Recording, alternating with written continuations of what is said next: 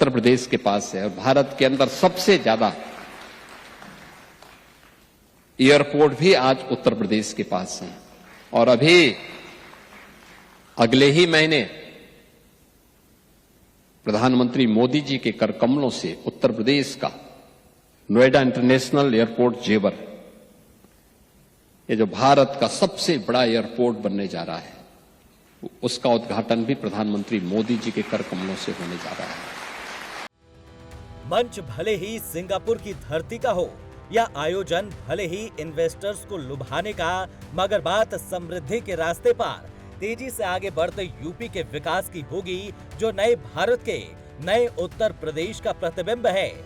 जिस जेवर एयरपोर्ट के उद्घाटन की बात सीएम योगी कह रहे हैं, ये एयरपोर्ट न सिर्फ यूपी का बल्कि भारत के टॉप क्लास एयरपोर्ट में गिना जाएगा। यही वजह है कि सिंगापुर की धरती से सीएम योगी जेवर एयरपोर्ट की तारीफ में कसीदे पढ़ रहे हैं, जिसका परिणाम है कि एविएशन सेक्टर की बड़ी कंपनी ने जेवर एयरपोर्ट को बेहतर बनाने के लिए सहमति जताई है।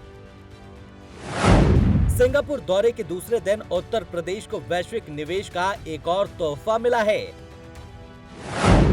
उत्तर प्रदेश सरकार ने एविएशन सर्विस सेक्टर की अग्रणी कंपनी AISETS के साथ एक महत्वपूर्ण MOU पर हस्ताक्षर किया। इस समझौते के तहत जेवर में नोएडा इंटरनेशनल एयरपोर्ट पर 2 प्रमुख परियोजनाएं स्थापित की जाएंगी,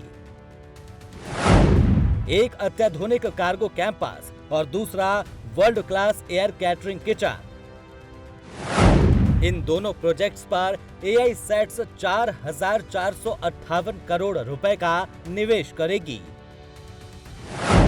ये कार्गो कैंपस न केवल उत्तर प्रदेश बल्कि पूरे उत्तर भारत के लिए एयर फ्रेट और लॉजिस्टिक्स का प्रमुख केंद्र बनेगा। इस परियोजना से निर्यात आयात गतिविधियों को गति मिलेगी। विशेषकर इलेक्ट्रॉनिक्स, फार्मा को भी लाभ मिलेगा। सीएम योगी इन दिनों सिंगापुर और जापान के दौरे पर निकले हैं और इन दौरों का विजन बिल्कुल साफ है, उत्तर प्रदेश को अर्थव्यवस्था में अव्वल स्थान दिलाना। यही वजह है कि सीएम वैश्विक मंच से निवेशकों को यूपी में निवेश के लिए भय मुक्त वातावरण की गारंटी दे रहे हैं, जिसका परिणाम ये है कि बीते 2 दिनों में ताबड़तोड़ MOU साइन हुए हैं, जिसे सीएम ने खुद बयां किया।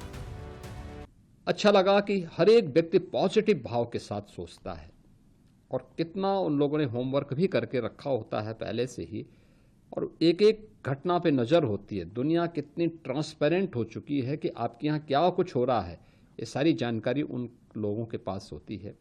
और इसी का परिणाम है कि कल से अब तक जो हमें प्रस्ताव प्राप्त हुए हैं, इनमें लगभग 1 लाख करोड़ रुपए के प्रस्ताव उत्तर प्रदेश में इन्वेस्टमेंट के भी प्राप्त हुए हैं, जिनमें 60,000 करोड़ के MOU हमारी जो टीम है इन्वेस्ट यूपी के साथ में अब तक यहाँ पे संपन्न हो चुके हैं। अभी हम यहाँ के अन्य इंडस्ट्री लीडर्स के साथ हमारी मीट अभी निरंतर जारी है और फिर देर रात्रि में हम लोग फिर यहाँ से जापान के लिए रवाना होंगे। मेरा मानना है कि कल प्रातः काल से मेरे साथ डेलीगेशन से में आए हुए जितने भी यहाँ के हमारे प्रतिनिधि हैं, मेरे साथ सहयोगी मेरे मंत्रीगण हैं, वित्त मंत्री श्री सुरेश कुमार खन्ना जी हैं, उद्योग मंत्री श्री नंदगोपाल गुप्ता नंदी जी हैं, डेलीगेशन के साथ जुड़े हुए हमारे सीनियर अधिकारीगण हैं। निरंतर प्रातः काल से ही वे इस कार्यक्रम के साथ जुड़े हैं। तमाम समझौतों से इतर ये बात भी बिल्कुल स्पष्ट है, जिसे निवेशक भी बखूबी समझ रहे हैं कि निवेश के लिए जिस तरह का माहौल उन्हें चाहिए, वो माहौल देने में यूपी सरकार पूरी तरह प्रतिबद्ध है और ये योगी आदित्यनाथ के सुशासन मॉडल से ही संभव हो पाया है। लिहाजा टूरिज्म से लेकर टेक्नोलॉजी तक सारे पहलुओं पर ध्यान दिया जा रहा है। उत्तर प्रदेश को वैश्विक निवेश आकर्षित करने की रणनीति का हिस्सा माना जा रहा है। पहले दिन की सफलता से ये साफ है कि योगी मॉडल विदेशी निवेशकों के बीच लोकप्रिय हो रहा है। इन निवेशों से राज्य की अर्थव्यवस्था को नई गति मिलेगी और लाखों रोजगार के मौके पैदा होंगे। योगी सरकार का लक्ष्य उत्तर प्रदेश को भारत का सबसे बड़ा निवेश गंतव्य बनाना है और सिंगापुर दौरा इस दिशा में एक मजबूत कदम साबित हुआ है। Bureau report, prime news.